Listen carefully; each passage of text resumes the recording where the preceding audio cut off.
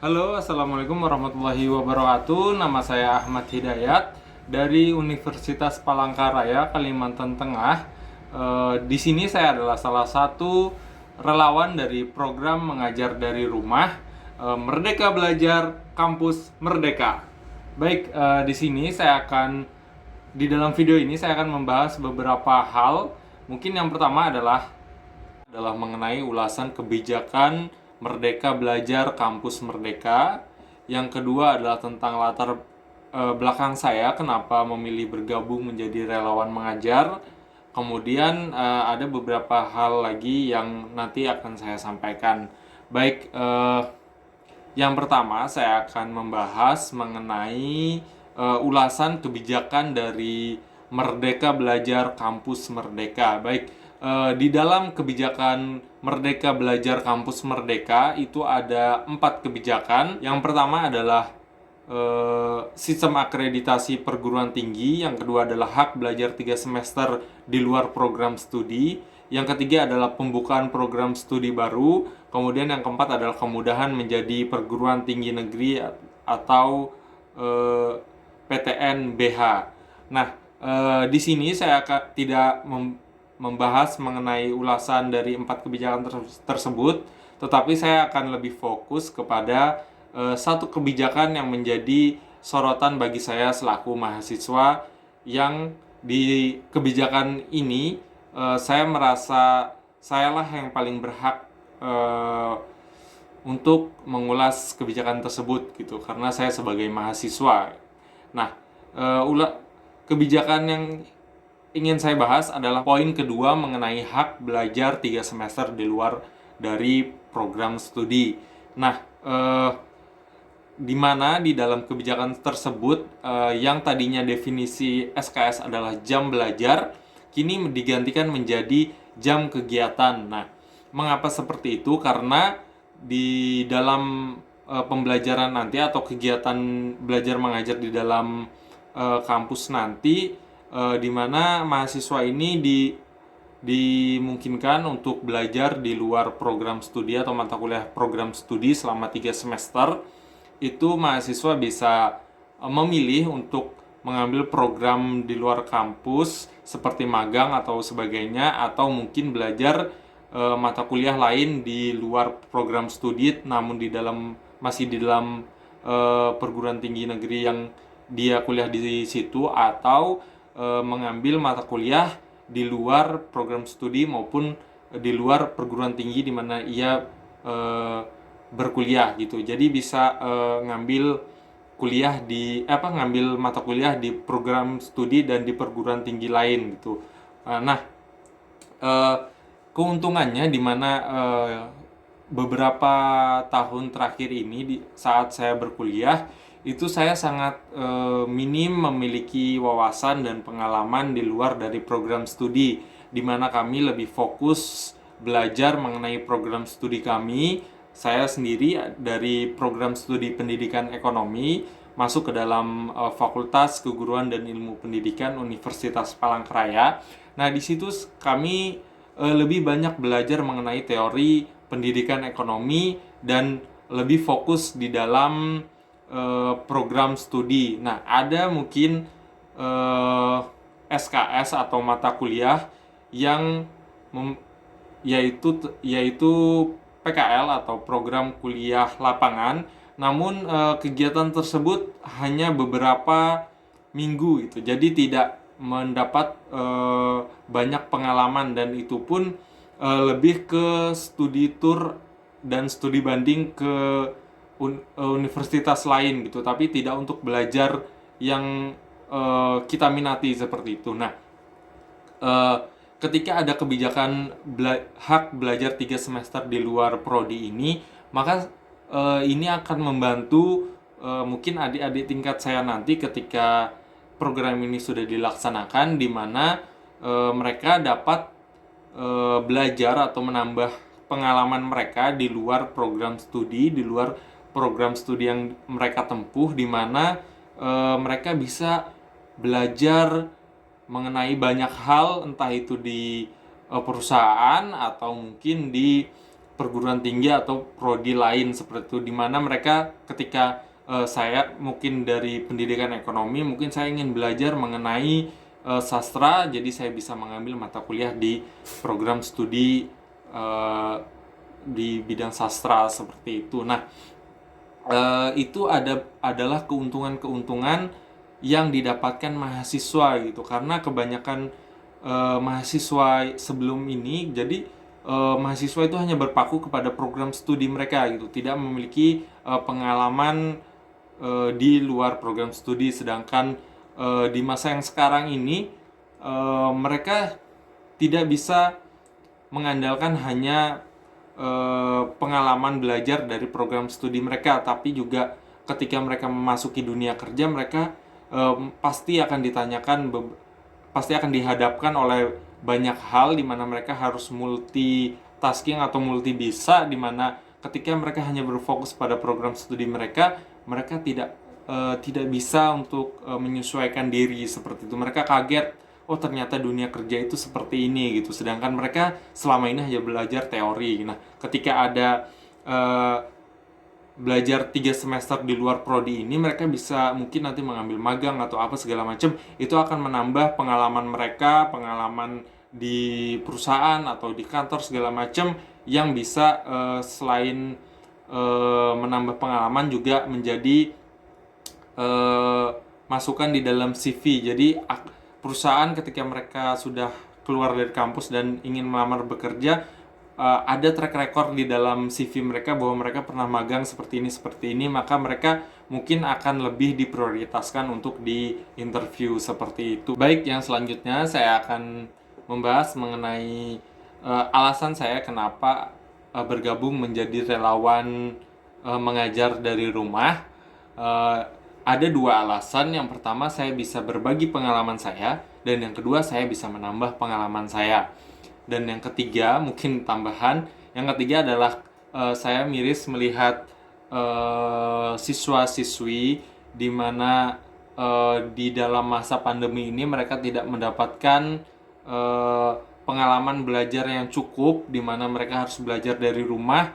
Itu pun mungkin ada beberapa anak yang mungkin diperhatikan oleh orang tuanya, diberikan bimbel, atau mungkin orang tuanya sendiri yang mengajarkan mereka, atau ada juga orang tua yang membiarkan anaknya untuk belajar sendiri. Nah, dari situlah saya ingin bergabung menjadi relawan belajar atau program mengajar dari rumah, di mana selain saya bisa menambah pengalaman saya dalam mengajar, yang kedua, saya bisa berbagi pengalaman saya selama ini yang dapat saya berikan kepada siswa-siswi. Dan yang ketiga adalah membantu siswa-siswi yang kurang mendapatkan perhatian dari orang tuanya, atau mungkin orang tuanya sibuk, tidak bisa mengajarkan mereka atau mendampingi mereka dalam proses pembelajaran di rumah, atau mungkin orang tuanya yang sibuk bekerja dan juga tidak mempunyai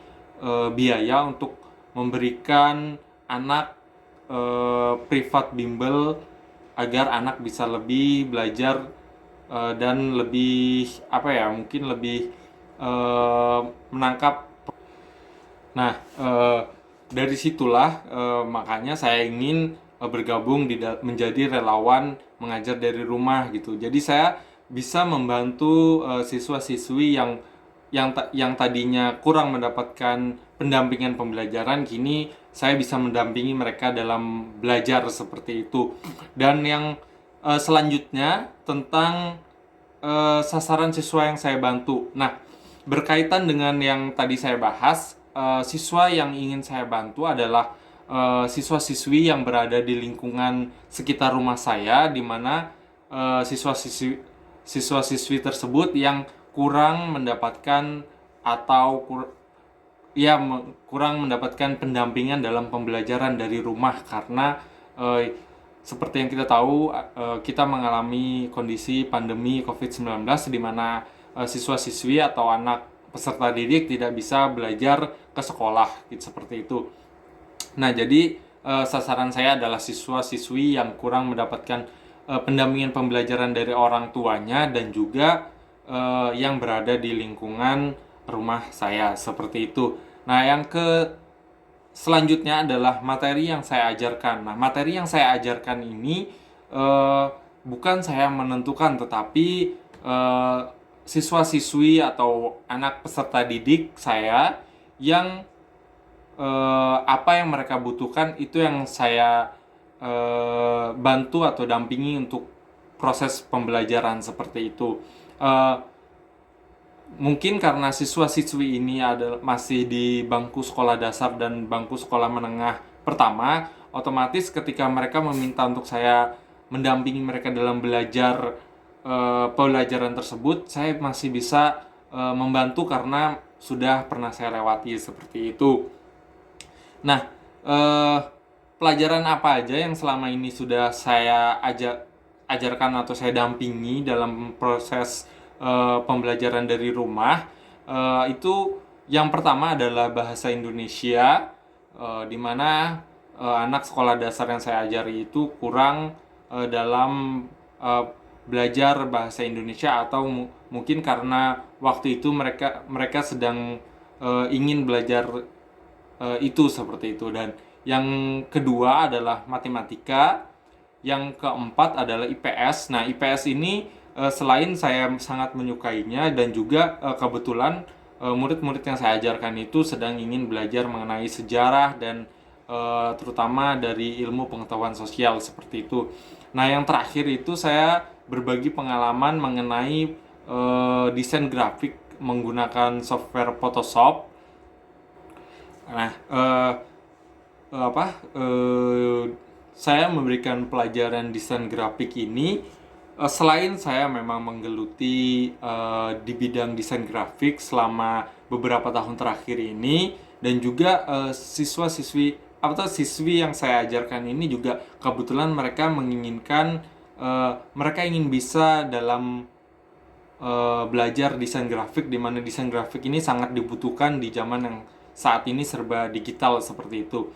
Maka dari itu mereka mengetahui saya bisa menggunakan software Photoshop dan saya bisa desain grafik. Selain itu karena mereka berada di lingkungan rumah saya, otomatis saya mengajarkan pelajaran desain grafik melalui software Photoshop, meskipun ini di luar dari yang seharusnya saya memberikan pelajaran yang formal yang selama ini diajarkan di sekolah, namun saya memberikan pelajaran ini karena soft skill itu juga sangat penting untuk pemuda-pemuda zaman sekarang, apalagi yang sekarang ini serba digital seperti itu. Nah, siswi yang saya ajarkan ini adalah siswi dari sekolah menengah pertama, di mana mereka juga sudah mendapatkan fasilitas mungkin laptop dari orang tuanya. Maka dari itu pembelajaran ini bisa saya laksanakan seperti itu. Nah, yang selanjutnya adalah kondisi sebelum dan sesudah pelajaran seperti itu. Nah, jelas kalau yang desain grafik ini, dimana sebelumnya mereka mungkin hanya mengerti sedikit dari software Photoshop atau desain grafik ini, setelah saya ajarkan dasar-dasar Photoshop, tool-tool yang dapat digunakan itu apa aja dan seperti apa eksplorasinya untuk menggunakan tool-tool di dalam Photoshop itu, akhirnya mereka mungkin dapat mungkin mempraktekkan dan menjadi lebih tahu seperti itu. Dan saya lupa mengenai metode pembelajaran. Nah, metode pembelajaran yang saya gunakan ini adalah metode pembelajaran ceramah plus. Ceramah plus adalah ketika saya memberikan materi, setelah materi maka ada sesi tanya jawab seperti itu. Karena jika tidak ada sesi tanya jawab, maka akan sulit untuk siswa-siswi memahami materi yang sudah saya ajarkan seperti itu. Dan kenapa tidak menggunakan metode diskusi segala macam? Karena mengingat yang saya ajarkan ini adalah siswa-siswi dari sekolah dasar dan sekolah menengah pertama, jadi mungkin belum terlalu bisa untuk melaksanakan metode pembelajaran diskusi. Maka dari itu saya mengambil metode ceramah plus, di mana ditambah dengan tanya jawab setelah kegiatan pembelajaran seperti itu. Nah, mungkin yang selanjutnya adalah beberapa dokumentasi atau foto-foto kegiatan saya. Nanti akan saya jabarkan setelah ini, atau saya tampilkan setelah ini. Terima kasih atas waktu yang diberikan atau pengalaman yang diberikan dari Kemendikbud, yaitu program belajar dari rumah. Ini membuat saya lebih memacu saya untuk mengajar atau mendapatkan pengalaman saya untuk mengajar dari rumah. Saya sangat berterima kasih banyak. Terima kasih sekali lagi, saya Ahmad Hidayat dari Universitas Palangkaraya.